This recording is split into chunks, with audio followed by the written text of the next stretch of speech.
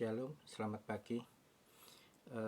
Hari ini Rabu 20 Mei 2020. Saya Sailan Budi akan mewartakan tentang Lazarus dan jutawan yang berjubah ungu.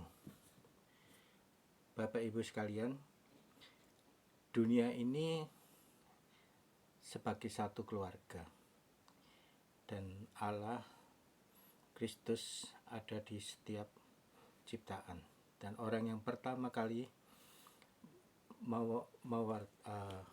menjalankan ini adalah Fransiskus Assisi.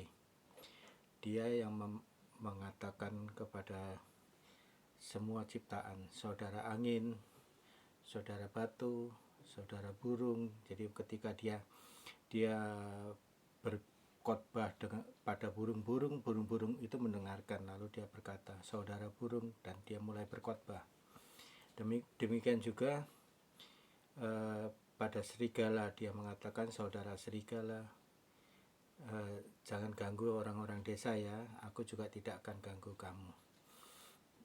Nah, Fransiskus Assisi menyadari benar bahwa setiap makhluk ada Kristus di dalamnya.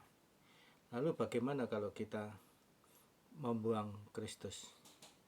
Jadi begini, kalau kita, apa yang harus kita lakukan untuk semua makhluk adalah satu kata saja, mencintai. Bagaimana kalau kita tidak mau mencintai? Berarti kita membuang cinta, itu berarti membuang Kristus. Kalau kita membuang Kristus, berarti kita membuang nafas hidup kita. Maka sebetulnya kita sudah mati ketika kita membuang cinta, ketika kita menjadi antikris. Kita lihat saja di Indonesia ini banyak sekali orang-orang yang antikris. Dia mengolok-olok Kristus itu dengan kata-kata yang demikian parahnya, demikian jahatnya. Tetapi dia tidak sadar sebetulnya dengan menolak Kristus itu dia membuang nafas hidupnya sendiri. Maka walaupun secara fisik dia itu hidup, sebetulnya dia sudah mati. Orang kita lihat apa yang dilakukan dia adalah hanya kekerasan. Bayi pada saat lahir sangat lembut. Orang yang mencintai Kristus seperti bayi menjadi sangat lembut. Dan mayat ketika dia mati itu sangat keras, sudah keras sekali, kaku, tidak bisa apa-apakan lagi.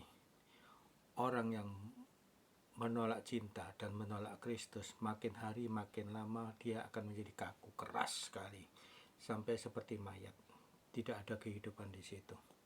Oke, kita sekarang melihat Lazarus dan orang berjubah ungu. Ada seorang yang sangat kaya, setiap hari dia berpesta. Dia selalu memakai jubah ungu. Dan di emperan rumah dia ada seorang pengemis, namanya Lazarus. Dia makan remah-remah yang jatuh dari meja jutawan itu, yang dibuang, kemudian dimakan Lazarus dan dimakan anjing-anjing. Lazarus itu mempunyai borok di sekujur tubuhnya. Anjing-anjing itu menjilatin Lazarus. Artinya bahwa dokternya Lazarus itu sebetulnya ya anjing-anjing itu. Nah, yang setia menemani Lazarus ya anjing-anjing itu. Lazarus tidur di emperan rumah jutawan kaya, anjing-anjing itu juga tidur di rumah di emperan rumah orang kaya itu. Nah, suatu hari orang Lazarus meninggal dunia, kemudian orang kaya ini meninggal dunia juga. Pada saat orang kaya ini kesakitan di neraka, dia melihat ke atas, dia melihat ada Lazarus di situ, duduk di pangkuan Abraham. Sekarang pertanyaannya begini, orang kaya ini kan tidak berbuat kejahatan, jadi maksudnya dia tidak membunuh Lazarus, dia tidak menyiksa Lazarus, dia hanya hidup berfoya-foya. Kenapa dia harus masuk neraka? Itu tadi yang saya katakan, bahwa ketika kita membuang cinta dari hidup kita, bahwa kita membuang Kristus. Ketika kita membuang Kristus, kita membuang nafas hidup kita. Jadi sebetulnya orang ini sudah mati, sudah ada di neraka sejak dia masih hidup. Karena dia tidak menyadari bahwa di dalam diri Lazarus dan di dalam diri anjing-anjing itu ada Kristus juga. Maka pertama kali ketika dia menghina Lazarus, yang pertama kali dia hina adalah Kristus. Jadi ini yang harus diingat. Kenapa kok dia tidak membunuh, dia tidak menyiksa, tetapi harus masuk neraka? Karena dia menghina Kristus, dia membuang Kristus di dalam hidupnya. Dia menghina Kristus yang ada di dalam diri Lazarus dan anjing-anjing itu. Jadi ingat, ini perlakuan kita pada orang miskin itu sama juga dengan membuang nafas hidup kita. Nah, kemudian orang ini sangat kesakitan, lalu dia bilang, "Bapak Abraham, tolong dong, suruh Lazarus membawa segelas air buat aku sangat kesakitan di sini." Abraham mengatakan, "Tidak bisa, karena ada satu batasan. Orang dari surga tidak bisa ke neraka, dan orang dari neraka juga tidak bisa ke surga. Ada sesuatu yang tidak bisa dilewati di situ." Nah, ini juga harus diingat bahwa ada agama yang mengatakan nanti kalau dia mati dia masuk ke neraka dulu, setelah itu dia masuk ke surga. Itu bohong. Karena di sini dikatakan bahwa orang yang dari surga tidak bisa ke neraka, orang yang dari neraka juga tidak bisa ke surga. Karena ada sesuatu yang tidak bisa dilewati oleh mereka. Nah, kemudian dia berkata begini, "Bapak Abraham, izinkan aku hidup sebentar aja. Aku masih punya 5 saudara. Aku akan mengatakan kepada saudaraku untuk tidak melakukan kesalahan yang sama seperti apa yang aku lakukan." Nah, Bapak Abraham mengatakan ada orang yang hidup dari ada para nabi yang memberikan sabda Tuhan kepada mereka. Kalau mereka tidak percaya dari perkataan para nabi, dan maka mereka juga tidak bisa dibuat percaya sekalipun ada orang mati yang hidup kembali.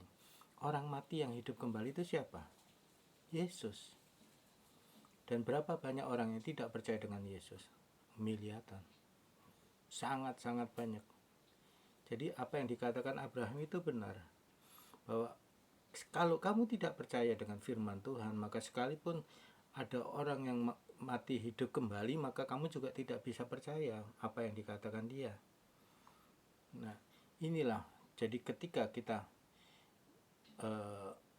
membuang cinta dari hidup kita, kita sebetulnya tidak menyadari bahwa semua makhluk itu ada Kristus, dan Kristus harus dicintai.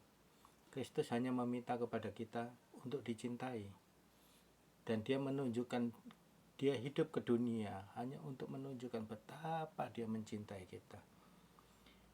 Nah, kita harus membalasnya dengan cinta seperti sepasang kekasih. Maka yang diinginkan oleh sepasang kekasih itu tidak ada yang lain kecuali cinta. Maka dalam doa-doa saya berdoa sederhana saja, "Tuhan, aku mencintai kamu." Itu aja. Dan kemudian di dalam hidup saya hanya mempunyai satu tujuan, untuk mencintai Tuhan. Itu aja. Maka bagaimana caranya mencintai Tuhan? Ya mencintai Lazarus, mencintai semua makhluk yang ada di dunia ini. Maka kita harus menyadari bahwa kalau kita membuang cinta, kita membuang Kristus. Kalau kita membuang Kristus, kita membuang nafas hidup kita. Dan itu berarti bahwa kita menghadirkan neraka di dalam hidup kita. Walaupun kita sudah masih di dunia ini, kita sudah mati.